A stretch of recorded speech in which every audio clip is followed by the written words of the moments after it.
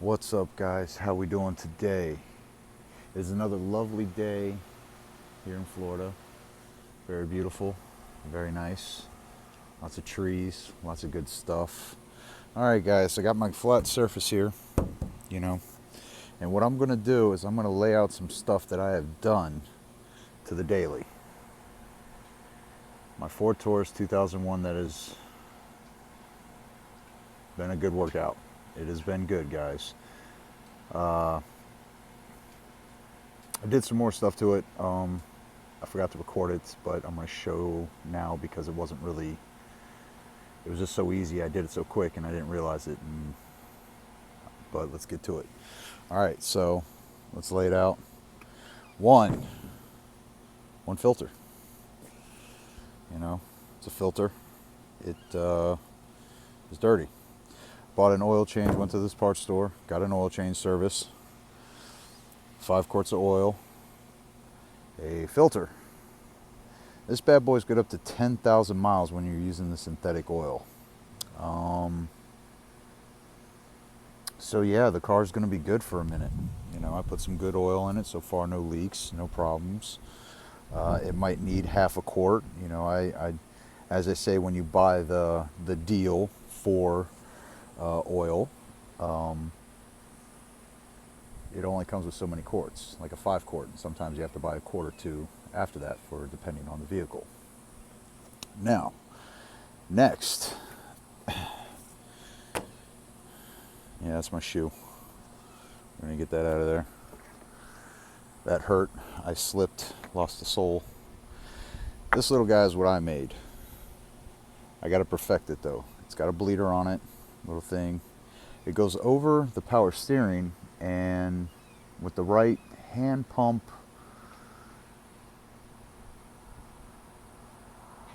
you're supposed to be able to pull the air out of the power steering pump. Now, how it works is you just put the hose onto it, attach, you pump it a couple times, it brings up the fluid, and you go like that. But the problem is it doesn't really seal. And I'm not going to try to use any sealant or anything like that, so I got to get some kind of like rubber surface. Like a video I saw of it, the guy had like a little piece of rubber mat. He drilled a hole in it, and and it worked great. So this is my new little tool. I'm gonna keep that off to the side. That little guy goes over there. Next, it's my air box. What had happened is, I guess, upon previous owners, this clip had broke, and this is a different top. You know, this is something I got from the junkyard. I could take that back for some credit, but it'd be very little. But anyways, I replaced the air box because on my old one it had a busted tab and everything, and messed up here. And problem is, this inlet is it's from a 2000 Mercury Sable, which is supposed to be the same as my Taurus. The inlet here is bigger than what's on the 01 Taurus. So I'll deal with that another time. But that was a simple fix. This honestly is like $60 when it's brand new. When it's brand new, it's very expensive, and that is why I went to a junkyard. And I got it for like 15 bucks. Much better. Fixed my problem. Doesn't pop open. Doesn't get too much air. Hence the new air filter. New oil filter. Next, this was fun. A lot of confidence out of that. All right. This is what they call the cam synchronizer. Cam synchronizer. And here you go. This is what you got. Now, I could have just got the bottom part here. A new pump, new bearing and everything with this. And I went ahead and got the new sensor because this is the original. It's going on 19 years old or something like that. Plus it comes with a tool. You really need the alignment tool with this guy. Now, it's not in this box. That's empty now. But how it works is, let's see, take these guys off real quick. I think everyone's seen a lot of these videos of how it all works and how it goes down.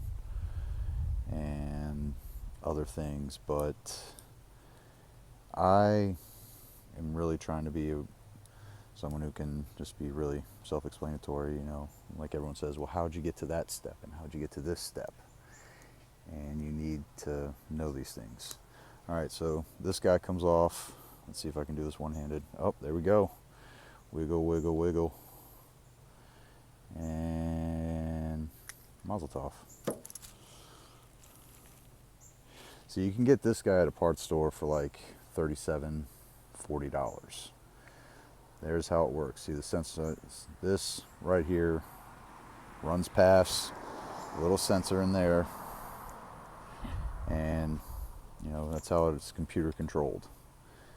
And you can get this for probably $40 and reuse your sensor. But like I said, that's really old. I wanted the new sensor plus the alignment tool, got the whole little one-piece deal kind of deal, and it was $60. So for like another $20, you get a brand new sensor, the alignment tool, and the alignment tool, see how that spins? And that, or there you go, see how that spins? Okay, that'll really mess you up if you don't have the alignment tool, because the shaft can spin, this top part can spin, and it'll be completely out of alignment, and then your car won't start. It's really just all about the good insurance. Now, the reason why I replaced this is because the bearing is bad in it. And probably can't hear it. So let me set this like this. Let's get in there. There we go.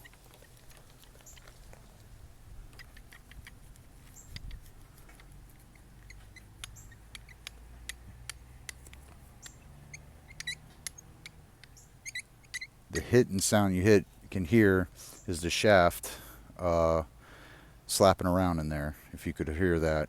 And what will happen is this slap up against the sensor, and then you have catastrophic failure. It's just no good. Florida has some serious mosquitoes, guys. You come here, be prepared. All right. So anyways, yeah, this guy was $60. You know, if the bearing goes and the shaft messes up, it can have catastrophic failure, because this could come apart and come down in there and it won't start. This won't work your oiling system properly. So the sensor may still be good. So I'm going to hold on to the sensor, and I'm going to get rid of the other part. And, you know, if that ever happens, you know, or someone I know with a Ford Taurus, I got a sensor. Maybe it's still good. Now, box number 2. This is the good one. Let's start with this guy. This is an empty box. Yep. This is the motor mount. This one, I believe, should be for my transmission. Now, let's find that guy while we get eaten alive by the mosquitoes in broad daylight. Oh, there it is. Okay, guys. Actually, no, this is the motor mount.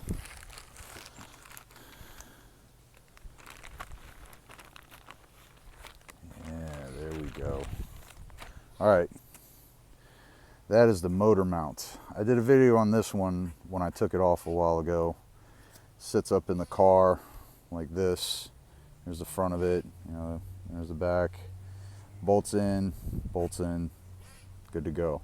Now, like I did in the video, this guy was toast, because all you got to do is listen. I mean, it's done. Very hollow, very full of water. Squirrels. And, you know, so that right there. I mean, when it comes to tallying up a price, it's really about saving yourself a lot of money having someone not install that, or you do it yourself. Purchasing that was, gosh, I thought that one was only maybe $30, $32 maybe at the parts store for a new motor mount. And that was just one of the 4 I was trying to replace. So that was the motor mount, which was this box. There you go. That was the part number. That's who it was.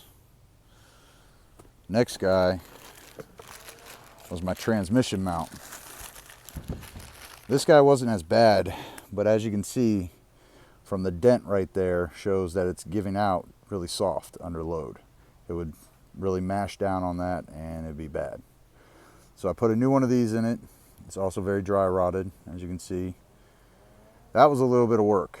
It doesn't have the hollow sound, feels pretty solid. Probably could get away with it for a little bit longer, but I wasn't going to do that to myself. A couple bolts in the bottom, attaches to a bracket, one at the top, a little thing like that. It goes in like this, you know, this stud right there. So that's going to be gone. And that was this box. Call it a motor mount. I guess that's a motor mount. You know, I'm not really sure. I took it off the transmission side. That right there was, I think, only $27. The real expensive one that cost like $35, $37 I took back because it didn't need it. And that's the one that just is hooked in the very back. And when all the rest of them go, that one doesn't really get a whole lot of pressure done to it. And I saved myself a little bit of work. You know, I should have probably gone the extra mile, but hey, I had a time limit. Next, this guy. This guy was always fun. I broke a finger taking this out. I couldn't get the bolt off the back because on the back there, I cut it with a saw. And what had happened is the bolt had kind of rusted. It was completely rusted up. There's really no way to grind it off. I don't have tools like that. I just have a really good ratchet set right now. So what was wrong with this guy is it's dirty, it's nasty, it's old. I got a replacement one for $10 at the junkyard, and it's all clear. Doesn't have the black top like people would talk about. And had a new cap to it. And the cap was leaking. Under pressure, you'd hear the bubbles popping and everything, so I was going to just go buy a new cap, but when I went to the junkyard and saw this, it had a new cap and a new reservoir, so I bought it. It was like literally 12, 15 bucks, I believe, for everything. And, you know, lines up just like all the rest. And as you can see, you can't see in this one, it's full of sealant and all this nasty crap that I didn't want to put back in the engine. The other one was clean. So, junkyard, good job, lucked out, got rid of that guy. Next, this was the fun one. Look at that guy. This right here, sway bar linkage. 18 years, 19 years, never been changed. What it done is, I don't know if, I believe that's how it goes because it looks original right there. But it looks like, I don't know what they tried to do. I don't know if something was like pressed on or done something here. But I was driving it, going down the highway one day on the interstate, and all of a sudden I went over a little bridgey bump thing, and then all of a sudden it just like kept hitting the bottom. I thought I'd blown one of the shocks out because the shocks are coil and they're very old and the coil comes undone. So this guy was done on the top, on that side. So I got new replacements of these. That was the one.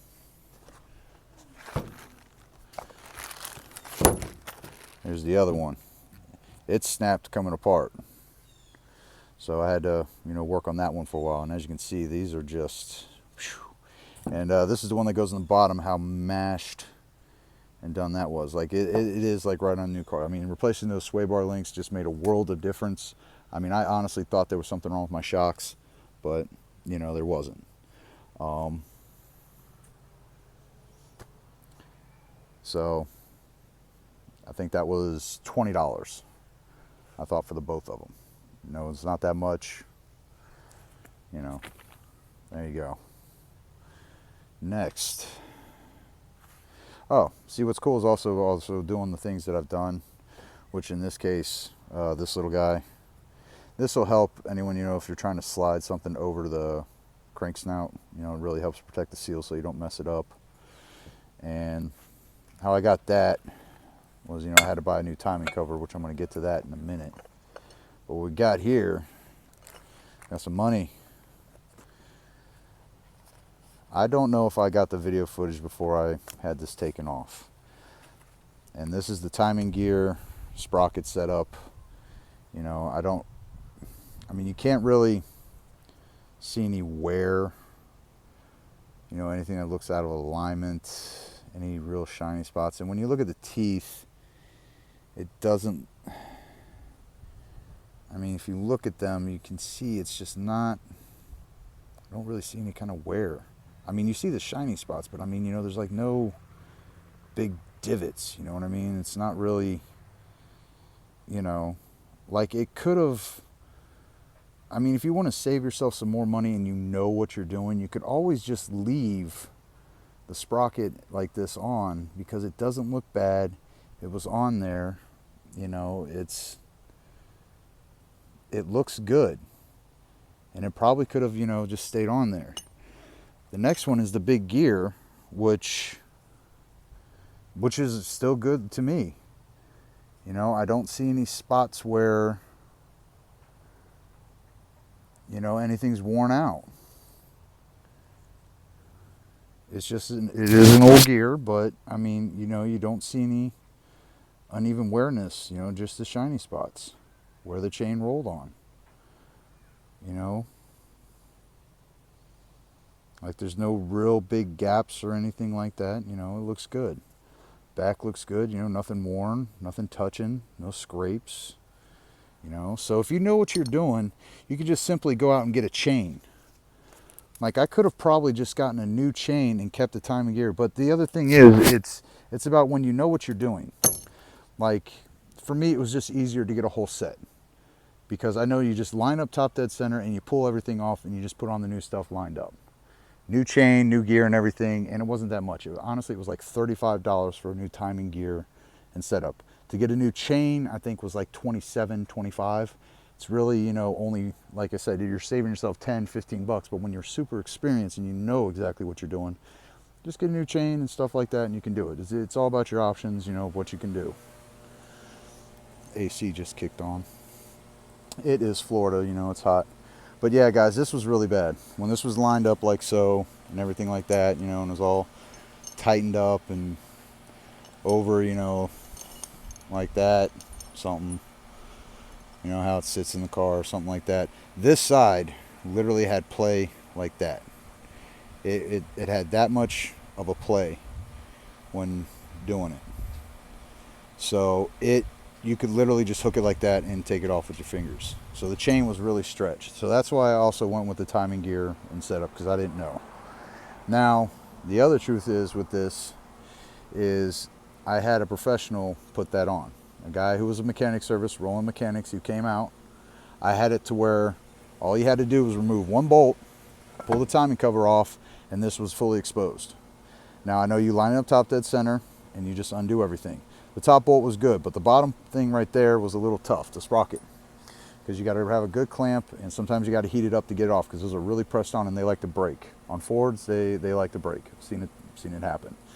Now, he went ahead and did the torque specs and everything, made sure it was properly lined up. I watched, but you know, I wanted to, you know, have a professional do this because this is the timing. This was my daily driver, and I only did this because it was being taken down to that much of, you know, how much work I had to do for this seal.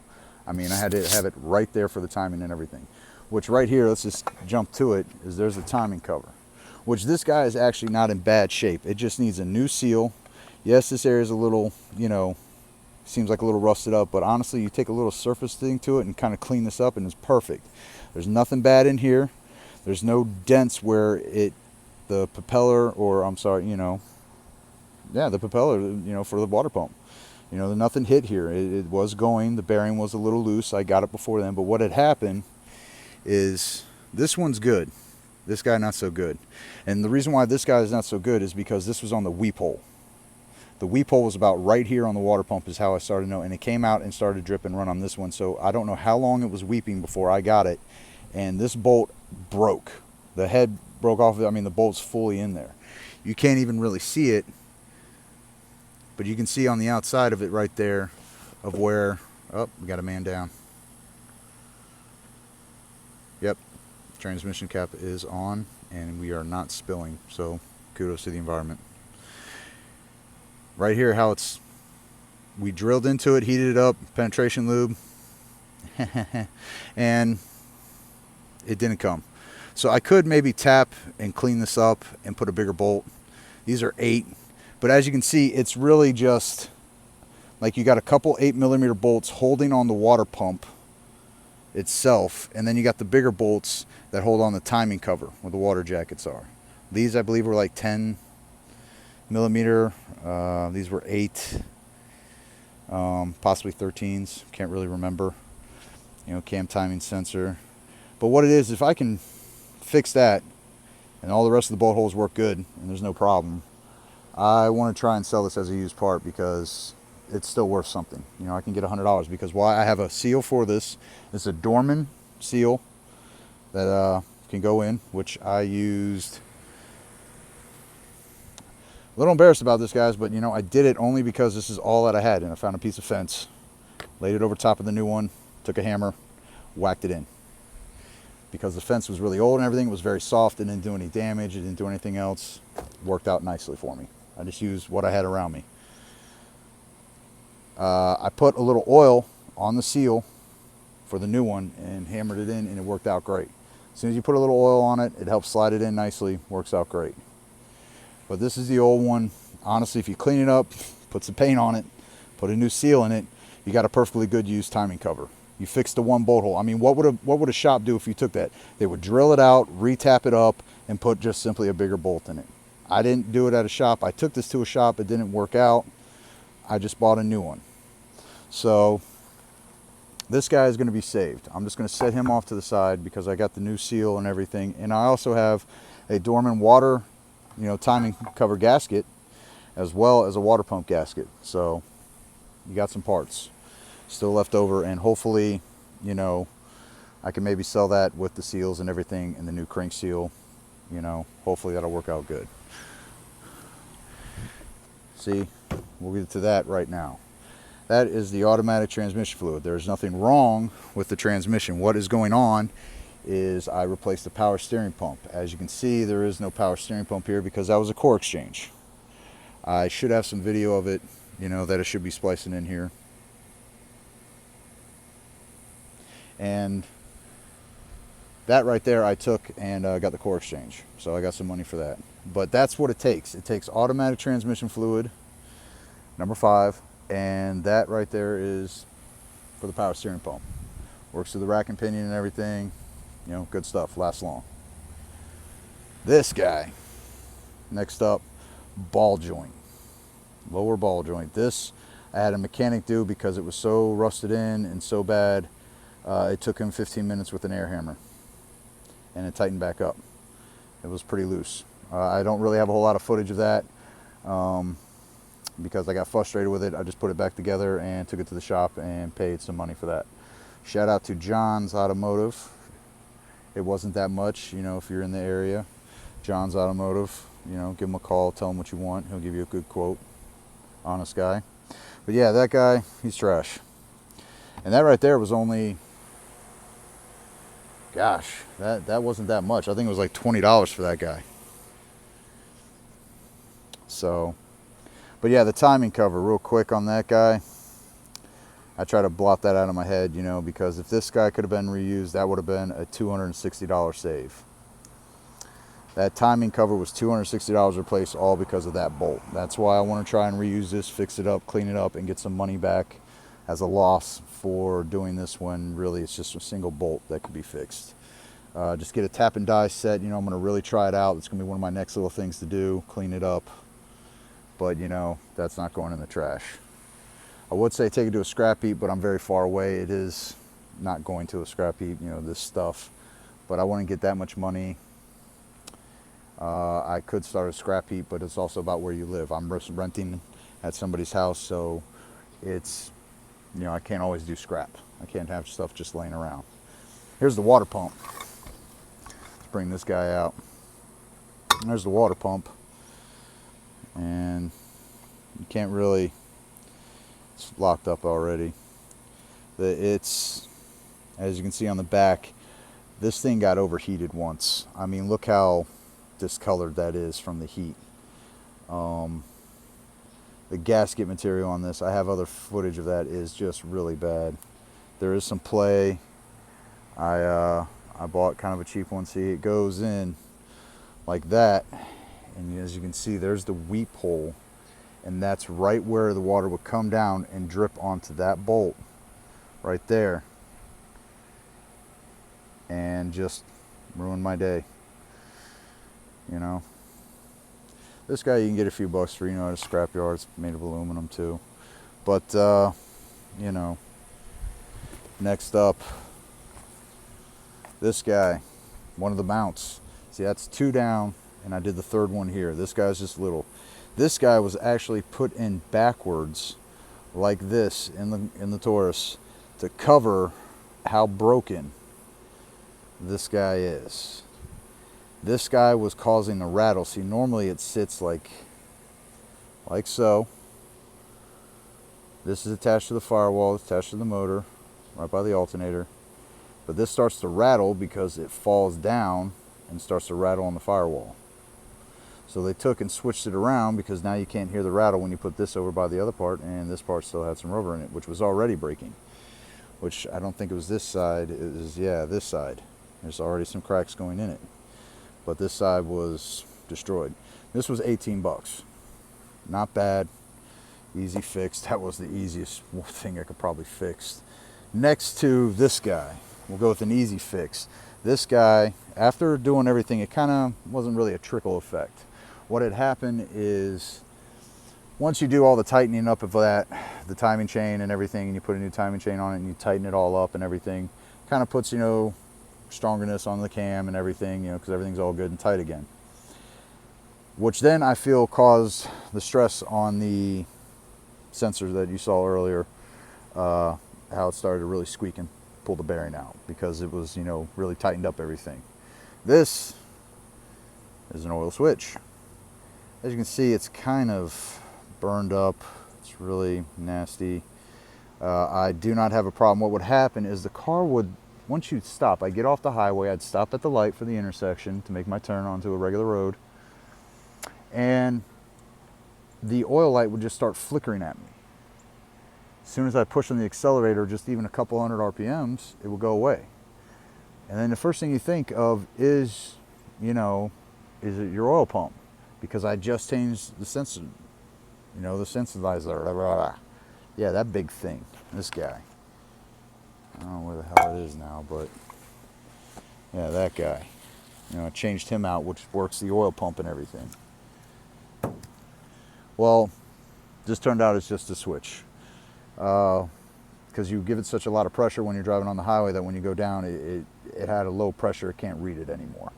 That was like 15, 18 bucks, 9/16 deep socket. I didn't even have to take anything apart. No air inlet, no nothing had to come apart. I just reached down in there with the wrench, took my time, got it out. I used some gasket, I used some brake cleaner around it before I took it out, penetrating lube. It was pretty nasty.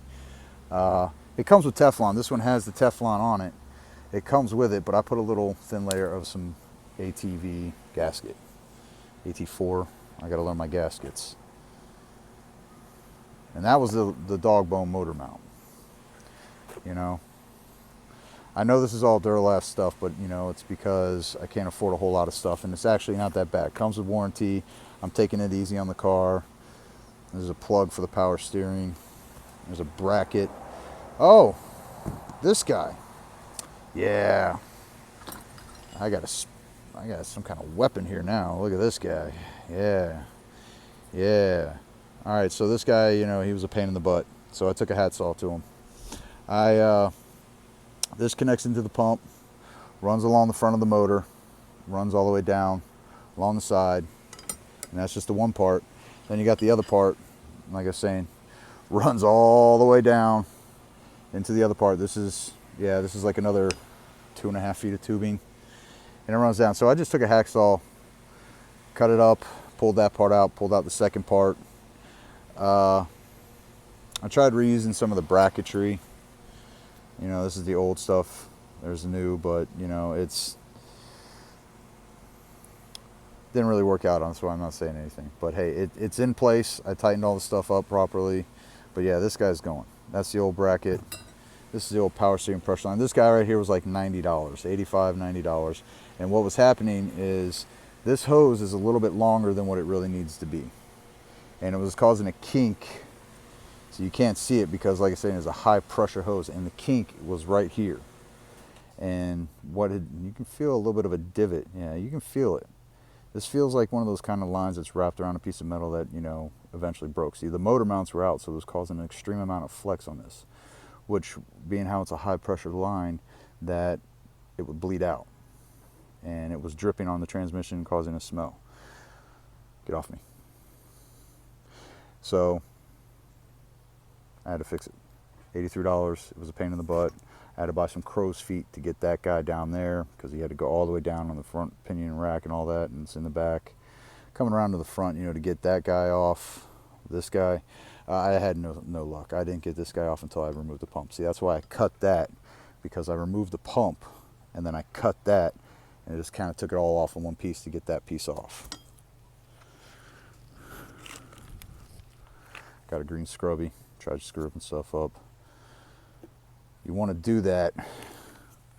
See, on this guy, see, it looked good.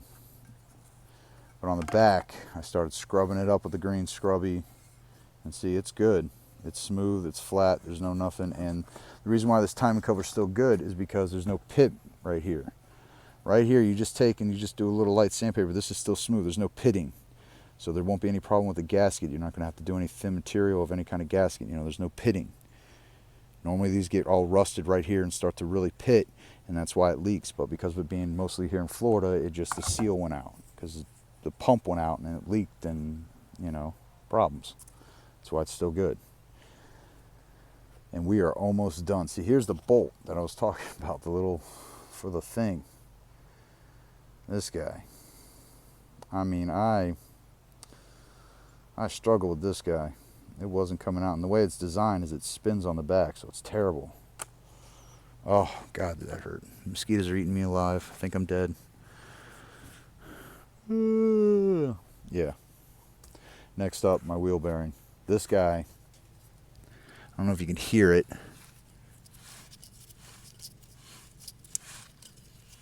But yeah, that guy was pretty bad. Broke a stud. There's lots of play when it was under pressure. The car weighs maybe 3,700 pounds, 3,600 pounds. Nice little bubble car.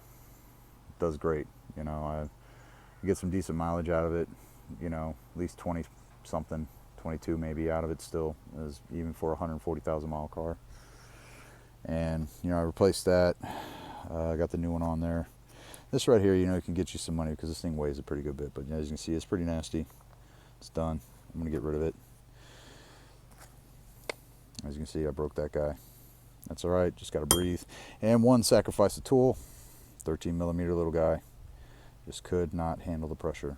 That's what I'm thinking. It was 13 millimeters for these guys, because there were a couple on there that did not want to come off.